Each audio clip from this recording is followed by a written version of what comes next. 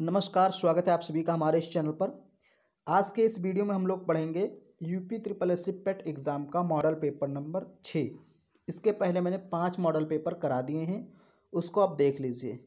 और यहाँ पर मैं जो प्रश्न ले रहा हूँ वो इतिहास, भूगोल, भारतीय संविधान या राज्य व्यवस्था आप कह सकते हैं, अर्थव्यवस्था, विज्ञान, सामान्य जागरूकता और सामयिकी की प्रश्न ले रहा हूँ। बाकी जो रीजनिंग है, मैथ, इंग्लिश, हिंदी, उसके प्रश्न यहाँ पर नहीं ले रहा हूँ। तो जो भी प्रश्न है वो सारे इम्पॉर्टेंट हैं, उनको आप पढ़ लीजिए। प्रश्न हो सकता है इसी में से फंस जाए, काफ़ी चांस हैं। पहला प्रश्न है आपका,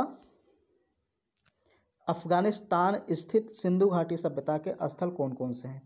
कौन कौन से ऐसे स्थल हैं जो सिंधु घाटी सभ्यता में स्थित हैं, लेकिन वो इस समय अफगानिस्तान देश में पड़ते हैं? तो 2 ही क्षेत्र थे, एक मुंडीगाक और सुरतगोई। ये दोनों सिंधु घाटी सभ्यता के क्षेत्र थे जो अब अफगानिस्तान में स्थित हैं। देखिए, अगर हम बात करें, कभी कभी ऐसे भी प्रश्न पूछ लेता है कि सिंधु घाटी सभ्यता कितने देशों में फैली थी? तो 3 देश थे, इंडिया, पाकिस्तान और Afghanistan. I for India, P for Pakistan, A for Afghanistan. तो सबसे ज़्यादा स्थल जो पाए गए हैं इंडिया में पाए गए हैं, पाकिस्तान में भी पाए गए हैं, लेकिन सबसे ज़्यादा इंडिया में। अफगानिस्तान में केवल 2 ही स्थल हैं, मुंडीगाक और सुरतगोई। तो ऑप्शन सी आपका सही होगा। दूसरा प्रश्न है, सभा और समिति प्रजापति की 2 पुत्रियां थीं, इसका उल्लेख किस ग्रंथ में मिलता है? ये प्रश्न बहुत ही इम्पॉर्टेंट है। इसका उल्लेख मिलता है अथर्ववेद में। अथर्ववेद, देखिए, सबसे पुराना वेद अगर हम बात करें तो ऋग्वेद है। फिर अगर हम यहाँ पर कुछ विशेषताओं की बात करें तो देखिए, सूर्य के लिए जो भी मंत्र हैं, सावित्री देवता के लिए, वो सब ऋग्वेद में है। अथर्ववेद की बात करें तो इसमें जादू टोने, ये जो है आप कह सकते हैं टटका, जादू टोना, ये सारी चीज़ें हैं, ये सब अथर्ववेद में इसका वर्णन किया गया है। सामवेद बात करें तो ये भारतीय संगीत का जनक कहा जाता है। भारतीय संगीत की उत्पत्ति सारेगामा पाधानी की सामवेद से हुई है। यजुर्वेद, इसके 2 भाग हैं, शुक्ल यजुर्वेद और कृष्ण यजुर्वेद। यजुर्वेद में यज्ञ के समय जो मंत्र बोले जाते हैं उनका वर्णन है, यानी कि कर्मकांड हैं, तमाम तरह के यज्ञों के समय किए जाने वाले। तो ये सब भी जाने रहिए। अब देखिए, व्रीहि शब्द किसके लिए प्रयुक्त हुआ है? ऋग्वेद में व्रीहि शब्द किसके लिए प्रयोग हुआ? तो चावल के लिए। चावल को हम लोग बोलते थे व्रीहि। ऑप्शन ए सही होगा। चौथा प्रश्न है, महाविभास शास्त्र के रचयिता कौन है? तो ऑप्शन ए सही हो जाएगा, वसुमित्र। देखिए, महाविभास लिखा है, एक होता है महाभास। तो महाभास के रचनाकार अलग हैं और महाविभास यहाँ पर है, तो महाविभास शास्त्र के रचनाकार वसुमित्र हैं। फिर यहाँ पर है, किसे लड़ाकू पेशवा और हिंदू शक्ति का अवतार कहा जाता था? किसको लड़ाकू पेशवा कहा जाता था और हिंदू शक्ति का अवतार? तो बाजीराव प्रथम। बाजीराव प्रथम को कहा जाता था लड़ाकू पेशवा और हिंदू शक्ति का अवतार। ऑप्शन ए आपका सही हो जाएगा। ये सारी पीडीएफ जो है आपको टेलीग्राम चैनल पे मिल जाएगी, बहुत सारी पीडीएफ वहाँ पर हैं, तो टेलीग्राम चैनल को आप ज्वाइन कर लीजिए, मिल जाएगी। किस वर्ष राष्ट्रीय गीत वंदे मातरम का पहली बार गान किया गया था? तो 1896 में पहली बार राष्ट्रीय गीत वंदे मातरम का गान किया गया था, मतलब इसको गाया गया था। फिर यहाँ पर है 7 नंबर का प्रश्न, अहमदिया या जिसको हम कादियानी आंदोलन भी बोलते हैं, किसने आरंभ किया था इसको? प्रश्न है, अहमदिया आंदोलन को किसने आरंभ किया था, या कहीं कहीं पूछ लेता है कादियानी आंदोलन, दोनों एक ही है। तो इसको आरंभ किया था मिर्ज़ा गुलाम अहमद। ऑप्शन ए सही होगा, मिर्ज़ा गुलाम अहमद ने। देखिए, अहमद यहाँ पर भी लगा है, आप समझ सकते हैं, अहमदिया आंदोलन। एक है कामागाटा मारू, ये क्या है? ये घटना आपने पढ़ी होगी इतिहास में, मॉडर्न हिस्ट्री में घटना पढ़ाई जाती है। 1914 में घटना घटित हुई थी और ये कनाडा में भारतीयों के प्रवेश से संबंधित एक घटना है। मैं डिटेल में पढ़ाऊँगा तब वहाँ पर बताऊँगा। फिलहाल ये समझ लीजिए, यह एक जापानी जहाज़ था जो कनाडा की यात्रा पर निकला था। जापानी जहाज़ था कामागाटा मारू। बाकी इस घटना के बारे में आप पढ़ भी सकते हैं अलग से। ये बहुत इम्पॉर्टेंट पुस्तक है, माई एक्सपेरिमेंट विद ट्रूथ, यानी कि सत्य के साथ मेरा अनुभव। इस पुस्तक के लेखक हैं महात्मा गांधी। महात्मा गांधी जी ने पुस्तक लिखी my experiment with truth. Jawaharlal Nehru की कौन सी पुस्तक है? Discovery of India. और मौलाना अब्दुल कलाम जी की तो बहुत सारी पुस्तकें हैं। 10 नंबर का प्रश्न है, रानी लक्ष्मीबाई का मूल नाम क्या था? तो रानी लक्ष्मीबाई का मूल नाम था, ऑप्शन ए सही हो जाएगा, मणिकर्णिका। मणिकर्णिका इनका पूरा नाम था, रानी लक्ष्मीबाई, जो कि 1857 में भाग लेती हैं, 1857 की क्रांति में। और कहाँ से? झांसी। ये झांसी का नेतृत्व कर रही थी उसमें। फिर यहाँ पर आपका जो है 11 नंबर का प्रश्न है, निम्नलिखित में से कौन सी नदी कृष्णा नदी की सहायक नदी नहीं है? अमरावती। अमरावती कृष्णा नदी की सहायक नदी नहीं, तो किसकी है? अमरावती है कावेरी की सहायक नदी। ये जानने से अमरावती कावेरी नदी की सहायक नदी है, जबकि तुंगभद्रा, मालप्रभा, घाटप्रभा ये सब कृष्णा नदी की सहायक नदी हैं। ध्यान दीजिए, मालप्रभा, घाटप्रभा, तुंगभद्रा, कृष्णा नदी। फिर यहाँ पर देखिए बहुत इंपॉर्टेंट प्रश्न है 12 नंबर का, आवो जनजाति संबंधित है किससे? तो ऑप्शन बी है सही, असम से। असम राज्य जो है हमारा पूर्वोत्तर का एक राज्य है, वहाँ से संबंधित है आवो जनजाति। फिर यहाँ पर आपका है 13 नंबर का प्रश्न, गंगा नदी पर कौन सी प्रांतीय राजधानी स्थित है? पटना। प्रांतीय राजधानी, ध्यान से पढ़िए, प्रांतीय राजधानी यानी किसी प्रांत की राजधानी, तो पटना बिहार की राजधानी जो कि गंगा नदी पर स्थित है। बाकी लखनऊ कहाँ स्थित है? तो गोमती नदी पर। ओके, गोमती नदी पर आपका लखनऊ स्थित है। कलकत्ता की बात करें तो एक प्रकार से आप इसको बोल सकते हैं हावड़ा ब्रिज जो है वो हुगली नदी पर, तो कोलकाता आप कह सकते हैं कि हुगली नदी पर स्थित है। भुवनेश्वर का यहाँ पर वर्णन नहीं मिलता है। अब यहाँ पर है अलमाटी बांध किस नदी पर बना है? अलमाटी बांध बहुत ही इंपॉर्टेंट है। अलमाटी बांध कृष्णा नदी पर बना है। कहाँ पर है? कर्नाटक। कृष्णा नदी पर कर्नाटक, अलमाटी बांध। एक बांध और आता है, नाम थोड़ा इसी टाइप का है, जिसको बोलते हैं मेट्टूर बांध, उसको भी समझ लीजिए। मेट्टूर बांध कावेरी नदी पर बना है। कहाँ है? तमिलनाडु में। तो मेट्टूर कावेरी तमिलनाडु, मेट्टूर बांध कावेरी नदी पर तमिलनाडु में। लेकिन यहाँ पूछ क्या रहा है?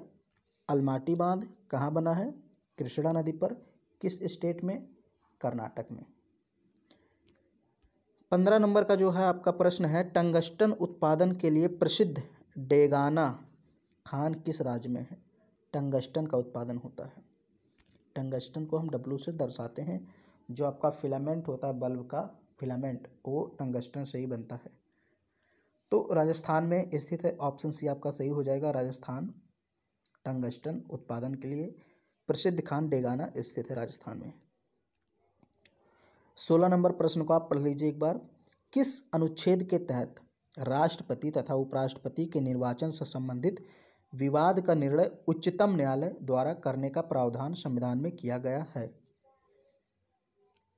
किस संविधान के किस अनुच्छेद में ये बताया गया है कि अगर राष्ट्रपति या उपराष्ट्रपति के चुनाव से संबंधित कोई मामला होता है, कोई विवाद होता है, तो उसका अंतिम निर्णय सुप्रीम कोर्ट करेगा, यानी उच्चतम न्यायालय करेगा।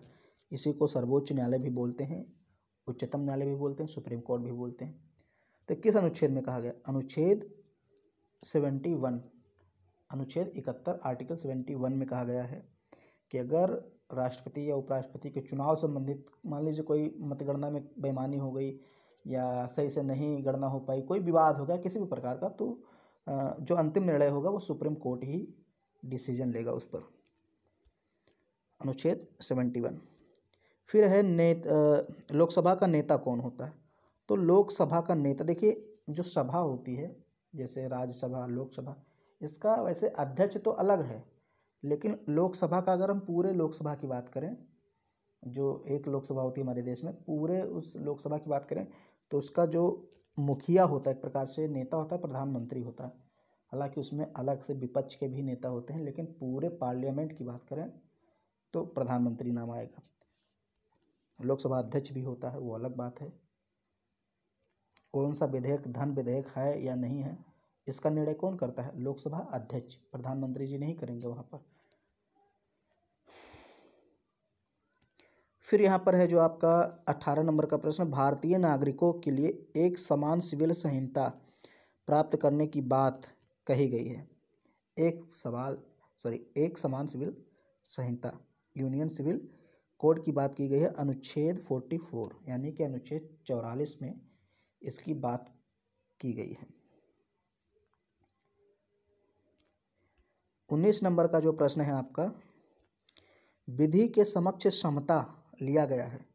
विधि के समक्ष समता यानी विधि के समक्ष सभी लोग समान हैं, कानून के सामने सभी लोग समान हैं, चाहे कोई अमीर हो या गरीब हो, बूढ़ा हो, कोई भी हो। हालांकि कुछ चीज़ें हैं, बट विधि के समक्ष समता की बात इंग्लैंड के संविधान से ली गई है। अगर पूछ ले नीति निर्देशक तत्व कहाँ से लिया गया है, तो आयरलैंड से लिया गया है। अगर पूछ ले मूल अधिकार कहाँ से लिया गया है, तो जापान से अमेरिका के संविधान से लिया गया है मूल अधिकार। और बहुत सारी चीज़ें हैं, स्रोत के बारे में मैंने बताया ही है पहले से। 20 नंबर का प्रश्न है, संविधान के अनुसूची तथा उससे संबंधित विषय का कौन सा युग्म सुमेलित नहीं है। यानी इसमें एक तरफ सूची दी हुई है, जैसे हमारे संविधान में 12 अनुसूचियाँ हैं, और एक तरफ उनसे संबंधित विषय दिए हैं, तो कौन सा सुमेलित नहीं है। देखिए, प्रथम सूची में राज्य एवं केंद्र शासित प्रदेशों की बात की गई है, बिल्कुल सही है, बिल्कुल सही है। 10वीं अनुसूची में दल बदल कानून, बिल्कुल सही है।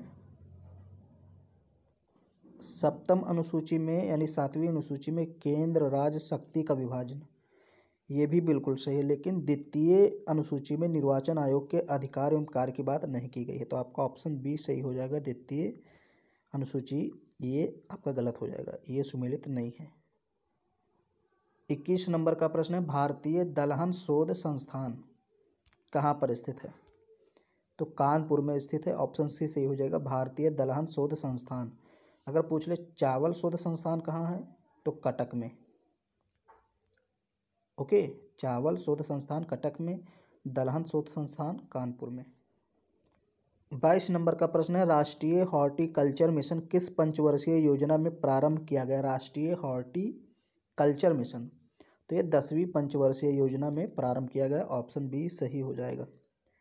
23 नंबर का प्रश्न है, संपदा कर भारत में पहली बार किस वर्ष लागू किया गया। 1957 में पहली बार लागू किया गया, ऑप्शन सी सही हो जाएगा, 1957 संपदा कर। 24 नंबर का प्रश्न है, भारतीय औद्योगिक वित्त निगम IFCI की स्थापना कब की गई। 1948 में की गई। IFCI की स्थापना 1948 में की गई, जब पाकिस्तान ने जम्मू कश्मीर पर हमला किया था स्वतंत्रता के 1 वर्ष बाद। 25 नंबर का प्रश्न है, भारत में निम्नलिखित में से कौन सा राज्य एस्बेस्टस का सर्वाधिक उत्पादक राज्य है। तो सबसे ज़्यादा एस्बेस्टस कहाँ उत्पन्न होता है, कहाँ उत्पादित किया जाता है, राजस्थान। तांबा सबसे अधिक राजस्थान, जस्ता सीसा ये सब राजस्थान में सर्वाधिक उत्पादित किए जाते हैं। फिर यहाँ पर प्याज का कौन सा भाग है जो खाया जाता है हम लोग किस भाग को खाते हैं, प्याज के तने को खाते हैं, ऑप्शन सी हो जाएगा। प्याज का खाद्य भाग, खाद्य मतलब खाने योग्य, वो है तना।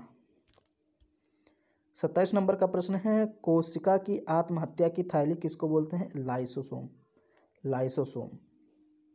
ऑप्शन ए सही हो जाएगा, लाइसोसोम कोशिका की आत्महत्या की थैली कहलाती है।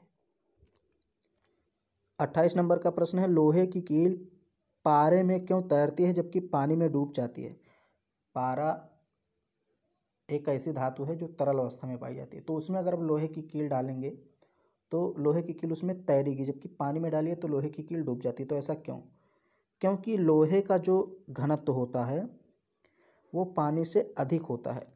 तो जिस वस्तु का घनत्व पानी से अधिक होगा वो वस्तु पानी में डूब जाएगी।